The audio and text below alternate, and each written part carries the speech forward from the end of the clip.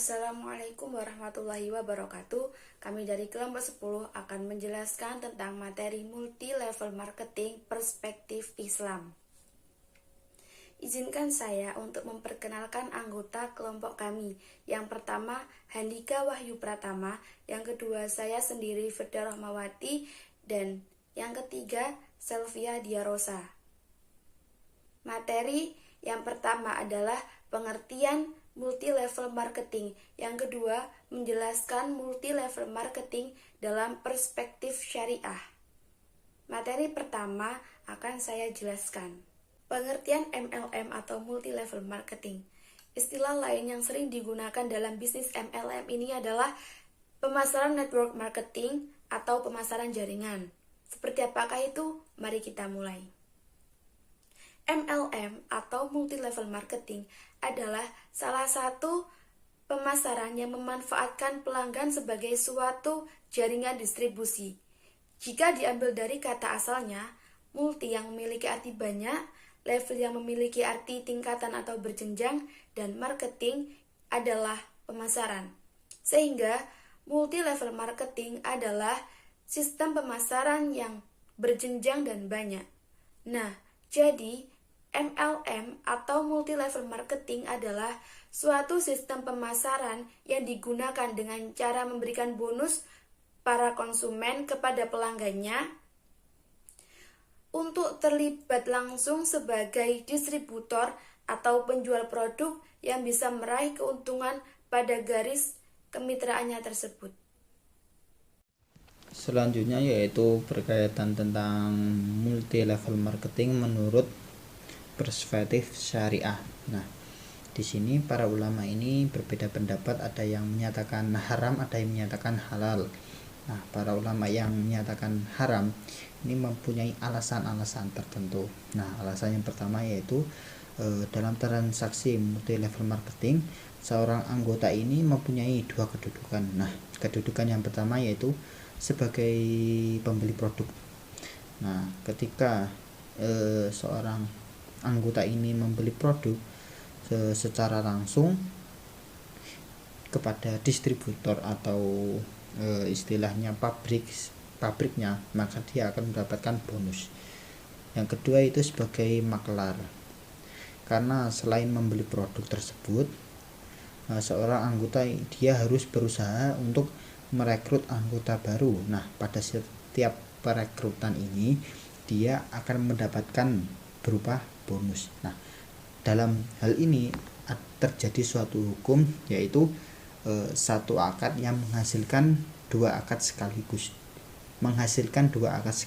Satu akad yang menghasilkan dua akad sekaligus. Nah, dalam Islam ini dilarang.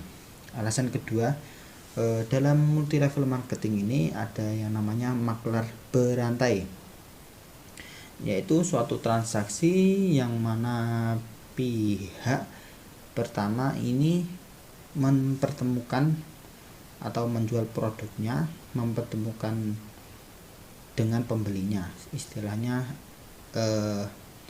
kita menarik seseorang agar membeli produk kita. Nah, di sini adapun maklar dalam ini dan itu dihalalkan.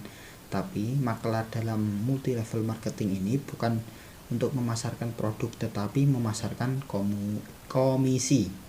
Nah, alasan ketiga yaitu dalam multi level marketing ini ada yang namanya unsur perjudian, karena seorang ketika membeli salah satu produk yang ditawarkan, sebenarnya niatnya bukan karena ingin memanfaatkan produk tersebut, tetapi dia membelinya sekadar sebagai sarana untuk mendapatkan poin yang lebih besar dari harga barang tersebut. Yang keempat yaitu dalam multi level marketing terdapat unsur-unsur gharar atau ketidakjelasan, karena anggota yang sudah membeli produk tersebut, dia ini tidak mengetahui apakah dia akan mengalami keuntungan yang jauh lebih tinggi atau malah terjadi yang namanya suatu kerugian.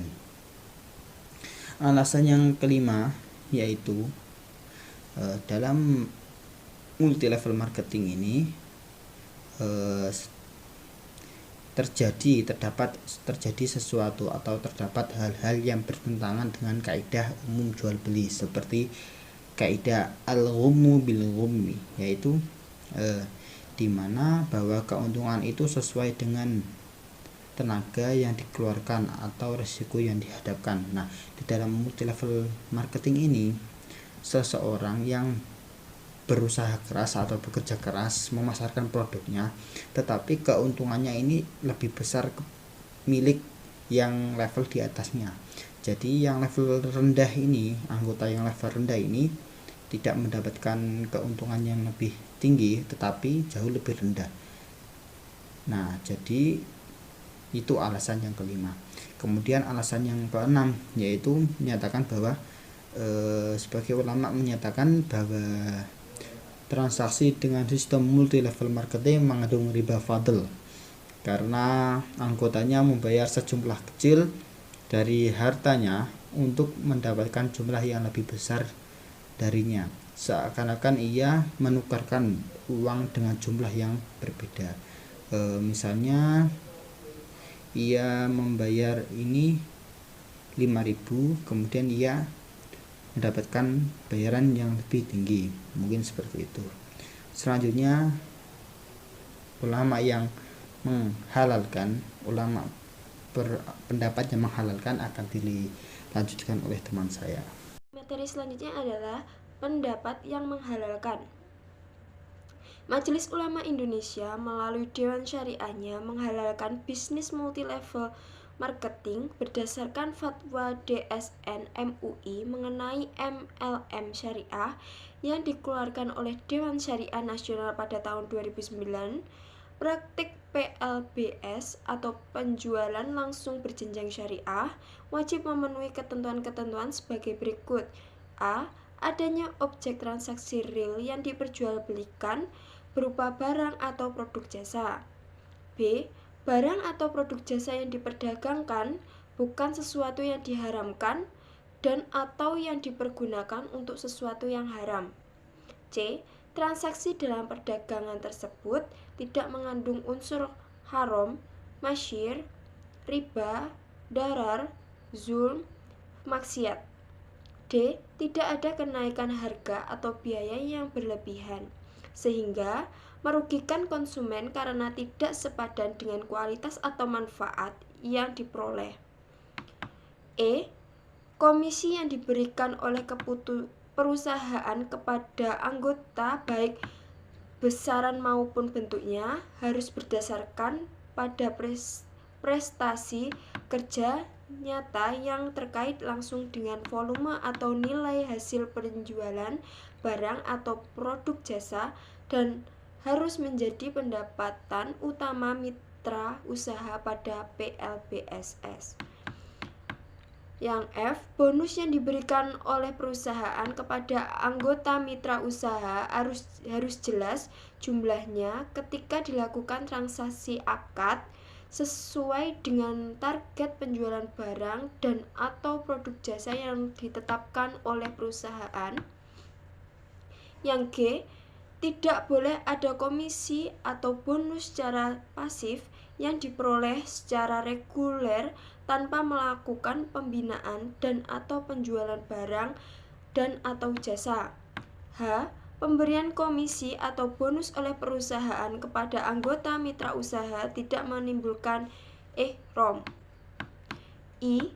Tidak ada eksploitasi dan ketidakadilan dalam pembagian bonus antara anggota pertama dengan anggota berikutnya. J. Sistem perekrutan, keanggotaan, bentuk penghargaan, dan acara seremonial yang dilakukan tidak mengandung unsur yang bertentangan dengan akidah syariah dan akhlak mulia seperti syirik, kultus, maksiat, dan lain-lain.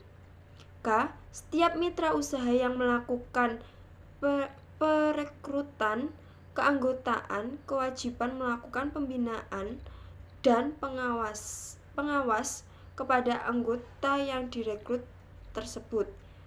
L tidak melakukan kegiatan money game.